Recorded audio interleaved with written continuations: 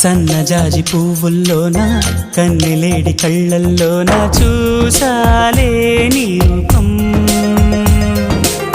స్వాతివాన చినుకుల్లోన రామచిలక పలుకుల్లోన విన్నాలే నీ నామం.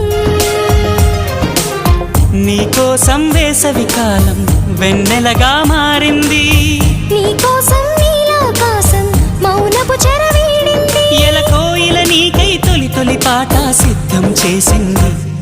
ఓ